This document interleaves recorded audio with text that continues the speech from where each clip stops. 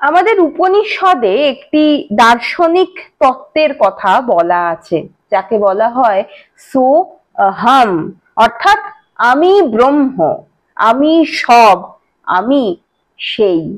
বৈদিক দর্শনে এই মন্ত্রটি ব্রহ্ম বা মহাবিশ্বের সঙ্গে নিজেকে এক করে দেখার জন্য ব্যবহৃত হয়। এই দর্শন মনে করে যে আমরা সবাই এক চূড়ান্ত বাস্তবতার অংশ। এ যেন এক উপলব্ধি, এই উপলব্ধি উপলব্ধ করায় আমাদের অস্তিত্বকে। জীবন স্মৃতিতে রবীন্দ্রনাথ দারুণ সুন্দর একটি কথা বলেছিলেন। জীবন স্মৃতিতে রবীন্দ্রনাথ বলছেন যে এ যেন এই বৃহৎ ধরনীর প্রতি একটা নারীর টান। এক সময় যখন আমি এই পৃথিবীর সঙ্গে এক হয়েছিলুম, যখন আমার ওপর সবুজ ঘাস উঠতো, শরীরে আলো পড়তো, সূর্য কিরণে আমার সুদূর বিস্তৃত শ্যামল অঙ্গের প্রত্যেক রোমকূপ থেকে যৌবনের সুগন্ধি উত্তাপ উত্থিত হতে থাকতো, আমি দূর দূরান্তর কত দেশ দেশান্তরের জল স্থল পর্বত ব্যক্ত করে উজ্জ্বল আকাশের নিচে নিস্তেজ ভাবে শুয়ে পড়ে থাকতুম, তখন শরৎ সূর্যালোকে আমার বৃহৎ সর্বাঙ্গে একটা আনন্দ রস, একটা জীবনী শক্তি অত্যন্ত অব্যক্ত অর্ধচেতন এবং অত্যন্ত প্রকাণ্ড ভাবে সঞ্চারিত হতো। তাই খানিকটা যেন মনে পড়ে। এই ইন্ট্রোডাকশনটা দেওয়ার কারণ হলো এটাই যে রবীন্দ্রনাথ ঠাকুরের একটি বিখ্যাত কবিতা রয়েছে যার নাম বসুন্ধরা। সেই বসুন্ধরা কবিতায় রবীন্দ্রনাথ ঠাকুর উপলব্ধি করছেন নিজের সত্তাকে, উপলব্ধি করছেন নিজের সত্তাকে প্রকৃতির সঙ্গে মিলিয়ে দিয়ে। যেন প্রকৃতি পৃথিবী বহু বহু কালের একটি সামগ্রী এবং সেই সামগ্রীর সঙ্গে মিলে মিশে একাকার হয়েছিলেন কবি কোনোদিন, এবং আজকেও তিনি সেইভাবেই একাত্ম হতে চান। সাহিত্যের পথের আজকের পর্বে আমরা জেনে নেব বসুন্ধরা কবিতা সম্পর্কে কিছু কথা। ভালো লাগলে শেষ অবধি ভিডিওটি দেখার অনুরোধ রইল। রবীন্দ্রনাথ ঠাকুর তার গানে বলেছেন, নাহি ক্ষয় নাহি শেষ নাহি নাহি দৈনলেশ। উপনিষদ তাকে শিখিয়েছিল যে পৃথিবীতে কোনো কিছুরই শেষ হয় না, কোনো কিছুরই সমাপ্তি বলে কিছু ঘটে না। সীমার মধ্যেই কিন্তু অসীমের জাগরণ থাকে, না থাকার মধ্যেই থাকা শব্দটা থেকে যায়। তাই বসুন্ধরা কবিতার যে মূল ভাব আমরা পাই, তাতে আমরা বুঝি যে কিভাবে কবি তথা আমাদের জীবন দিকে দিকে ব্যক্ত হয়ে রয়েছে, যেন আলোর মতো, যেন বাতাসের মতো ছড়িয়ে রয়েছে সর্বদিকে, যেন কোথাও আমার হারিয়ে যাওয়ার নেই মানা মনে মনে। বসুন্ধরা কবিতাটি আসলে বিশ্বের সঙ্গে একাত্ম বোধের কবিতা এবং তার সৌন্দর্য ও তার রহস্যকে সুতীব্র অনুভূতির দ্বারা আহরণ করবার কবিতা। কবিতাটির আয়তন খুব বড়, সেই কারণে বহু ছাত্রছাত্রীর পড়তে হয়তো একটু অসুবিধা হয়, কিন্তু কবিতাটির যে অন্তর্নিহিত অর্থ সেটি সত্যিই ভীষণ সুন্দর। কবি এই কবিতায় প্রথমেই কি বলছেন? প্রথমেই বলছেন, আমারে ফিরায় লহ ওই বসুন্ধরে, কোলের সন্তান তব কোলের ভিতরে বিপুল অঞ্চল তলে, ওগো মা মৃন্ময়ী তোমার মৃত্তিকা মাঝে ব্যক্ত হয়ে রই। কবি বলছেন আমাকে এই ইট কাঠের জঙ্গলের পৃথিবী থেকে ফেরত নিয়ে নাও। কোথায় নিয়ে নাও? তোমার মৃত্তিকার মধ্যে মাটি হয়ে আমি থাকতে চাই। আমরা পৃথিবীর আদিম রহস্যের কথা যখন জেনেছি বিজ্ঞানের মাধ্যমে, ভূগোলের মাধ্যমে, আমরা জানতে পেরেছি এই মাটি থেকেই আমাদের সকলের জন্ম। এই মাটির মধ্যেই পৃথিবীর কোনো জায়গাতেই আমরা একদা হয়তো কিছু হয়ে মিশেছিলাম, সেখান থেকেই আস্তে আস্তে যখন জীবন চক্র ঘটেছে, তখনই মানুষের উৎপত্তি হয়েছে। তাই রবীন্দ্রনাথের এই বক্তব্য কোনো অতিলৌকিক কথা, অতিরঞ্জিত কথা নয়। কবি ফিরে যেতে চান আদিম পৃথিবীর কাছে, আদিম প্রকৃতির কাছে। ঘাসের সঙ্গে মিশে তিনি ঘাস হয়ে উঠতে চান, বলাই ছোট গল্পটির মতো অনেকটা। এই নিখিলের প্রতি, এই নিখিল সৌন্দর্যের প্রতি তার এই যে আকর্ষণ, সেই অনুভূতিকে আমরা বুঝতে পারি বসুন্ধরা কবিতাটির মধ্যে দিয়ে। তবে মনে রাখতে হবে যে রবীন্দ্রনাথ অভিমান করে ফিরে যেতে হয়তো চাইছেন না। যেরকম শক্তি চট্টোপাধ্যায় জরাসন্ধ কবিতায় তার মাকে বলছেন, আমাকে তুই আনলি কেন, ফিরিয়ে নে, এরকম নয়। রবীন্দ্রনাথ যেন ফিরে যেতে চাইছেন, থাকতে চাইছেন। কেন না আমরা সকলেই জানি সোনার পর্বে রবীন্দ্রনাথ প্রকৃতির মধ্যে অবস্থান করছিলেন কর্মসূত্রে।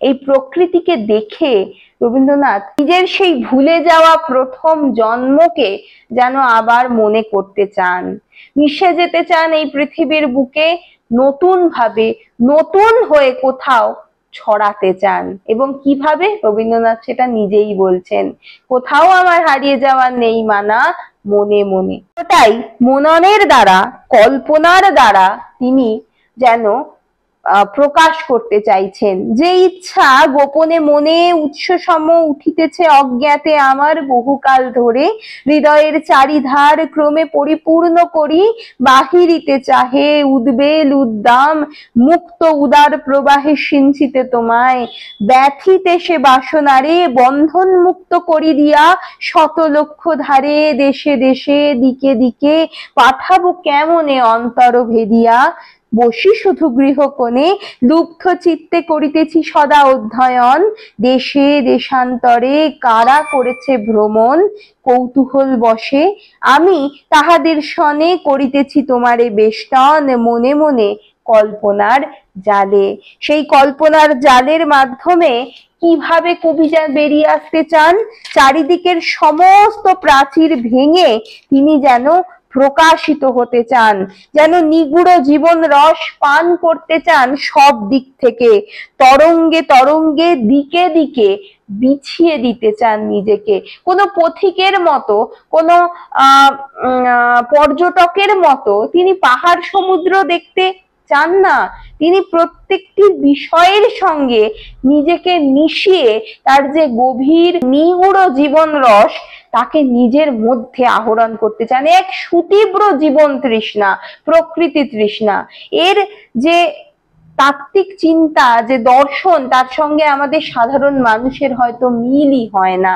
রবীন্দ্রনাথ কি বলছেন তাই? রবীন্দ্রনাথ বলছেন, মনে মনে ভ্রমিয়াছি দূর সিন্ধু পারে, মহামেরু দেশে, যেখানে রয়েছে ধরা অনন্ত কুমারী ব্রত, হিম বস্ত্র পরা, নিঃসঙ্গ নিষ্পৃহ, সর্ব আবরণহীন, যেথা দীর্ঘ রাত্রি শেষে ফিরে আসে দিন, সপ্ত শূন্য সঙ্গীত বিহীন, রাত্রি আসে ঘুমোবার কেহ নাহি, অনন্ত আকাশে অনিমেষ জেগে থাকে, নিদ্রা তন্দ্রা হত, শূন্য শয্যা মৃত পুত্রা জননীর মতো। পাহাড়কে এইভাবে বোধহয় কেউ বর্ণনা করতে পারে না রবীন্দ্রনাথের মতো, যেখানে চিরদিন সেই বৃহৎ যে শিখর, তারা রাত্রি দিন অনাবিল ভাবে জেগে থাকে। রাত এলেও সেখানে কোনোদিন নিদ্রা আসে না, ঘুম আসে না। সেইখানে, সেই অবস্থায় তিনি মিলে যেতে চান। কল্পনার মাধ্যমে তিনি মরুভূমি থেকে পর্বত শৃঙ্গে যেতে চান। জরা তুরা বসুন্ধরার তাপ সহ্য করেন, আবার শীতল হিমবাহ, হিমবায়ু গায়ে মাখতে পারেন। আবার কখনো চলে যান সাধারণ মানুষের দিকে, সাধারণ মানুষের কথা বলেন কবি। প্রকৃতির মাঝে মাঝে সেই সব মানুষের সঙ্গে মিলেমিশে তিনি যেন বলতে চান, আমি তোমাদেরই লোক। সমুদ্রের তটে ছোট ছোট নীল বর্ণ পর্বত সংকটে একখানি গ্রাম, তীরে শুকাইছে জাল, জলে ভাসিতেছে তরি, উড়িতেছে পাল, জেলে ধরিতেছে মাছ, গিরি মধ্য পথে সংকীর্ণ নদীটি চলি আসে কোনো মতে আঁকিয়া বাকিয়া। ইচ্ছা করে সে নিভৃত গিরি ক্রোড়ে সুখাসীন উর্মি মুখরিত লোক নীড় খানি হৃদয়ে বেষ্টিয়া ধরি বাহু পাশে। এই যে জীবনটা যে চলছে সেই পাহাড়ের তীরে, সেটাকে যেন তিনি ধরতে চান নিজের মধ্যে। আবার কখনো তিনি সবকিছুকে ছেড়ে দিয়ে আরো বেদুইন সেজে সমস্ত কিছুকে ধ্বংস করে প্রবলতার সঙ্গে এগিয়ে যেতে চান, দুর্দম স্বাধীনতায় তাকে পেয়ে বসে। এ এক অদম্য ইচ্ছা শক্তি, সৌন্দর্য রস পান করার এ এক অদ্ভুত আকুলতা, সেটা রবীন্দ্রনাথ ছাড়া কেউ যেন হয়তো অনুভব করতেও পারবেন না। তার অনুভূতি প্রবলতম ছিল, সেই জন্যই বোধহয় সেটা সম্ভব। তাই তৃণ গুল্ম গাছপালা নদী পর্বত মেঘ বৃষ্টির সঙ্গে নিজেকে মিশিয়ে দিয়ে নিবিড় বৈচিত্র্যময় এক আনন্দ তিনি উপভোগ করতে চাইছেন। বিভিন্ন দেশের বিভিন্ন জাতির অস্তিত্বের মধ্যে প্রবেশ করে সেই পারিপার্শ্বিক জীবনকে উপলব্ধি করতে তিনি একান্তভাবে উৎসুক। ইচ্ছা করে বারবার মিটাইতে স্বাদ, পান করি বিশ্বের সকল পাত্র হতে আনন্দ মদিরা ধারা নব নব স্রোতে। কবি বলছেন বসুন্ধরার সঙ্গে তার নাকি নারীর যোগ, তার নিবিড় পরিচয়, জন্ম জন্মান্তরে একদিন তিনি তার সহিত এক আত্মা এক দেহ হয়েছিলেন। সত্যি তো তাই, আমাদের বিজ্ঞান তো তাই বলছে যে আমরা তো এই পৃথিবীর বুক থেকেই জন্মগ্রহণ করেছি, এই মাটির থেকেই জন্মেছি।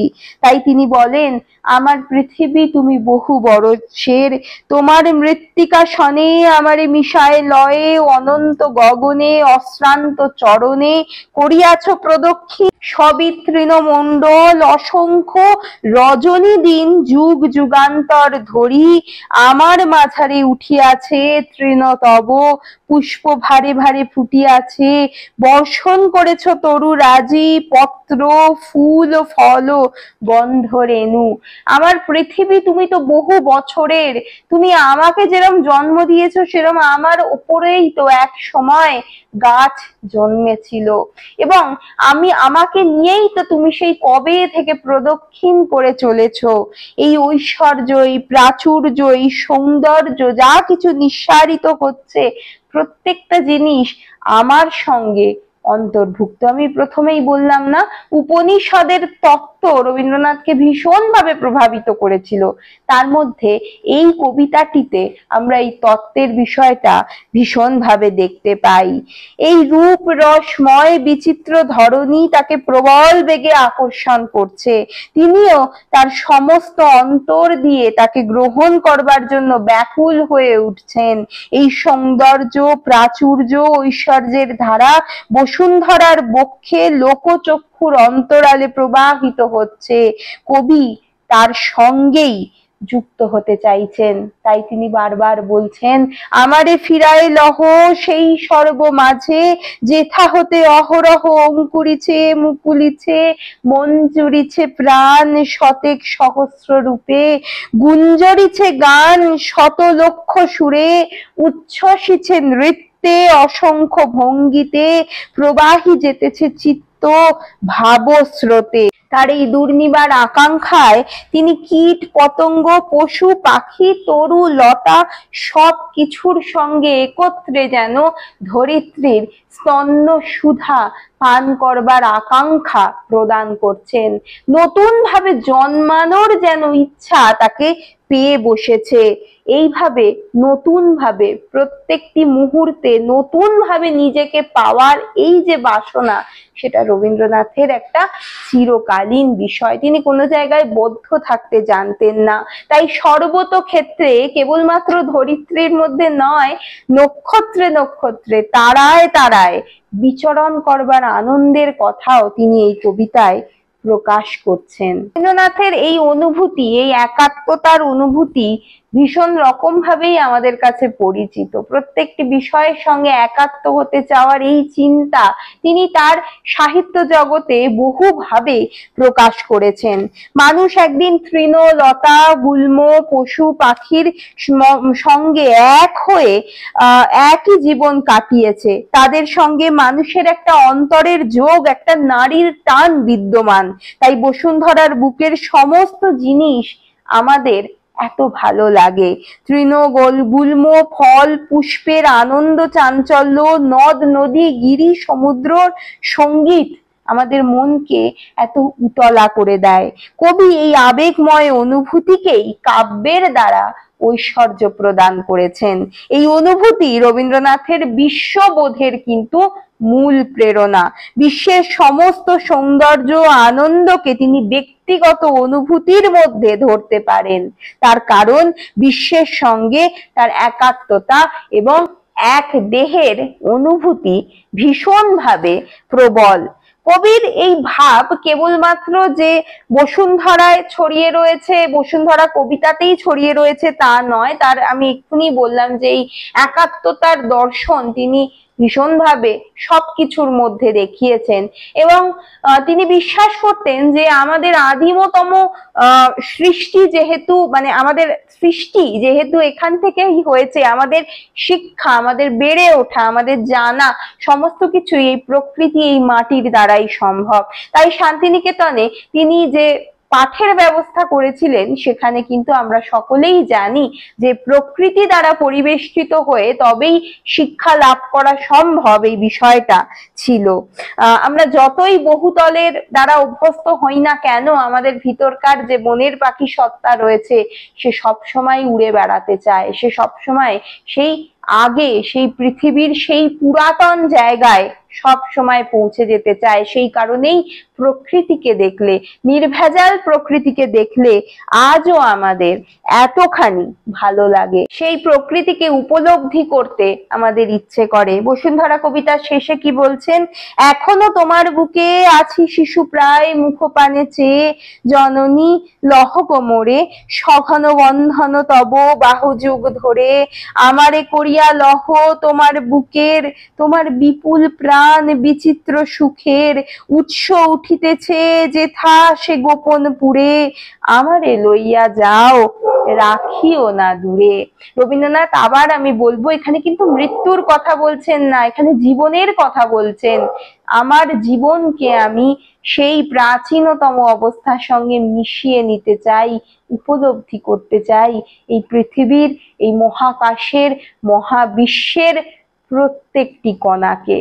কি অসাধারণ গভীর তত্ত্বের প্রকাশ ঘটেছে এই বসুন্ধরা নামক কবিতাটিতে। আশা করি আমি এই বৃহৎ কবিতার সংক্ষিপ্ত আলোচনা আপনাদের সামনে তুলে ধরতে পারলাম। ভালো লাগলে আমাকে কমেন্ট করে জানাবেন। উৎসাহিত করতে অবশ্যই আমাকে একটু সাবস্ক্রাইব করে দিয়ে যেতে ভুলবেন না। আজকে এই পর্যন্তই, ধন্যবাদ।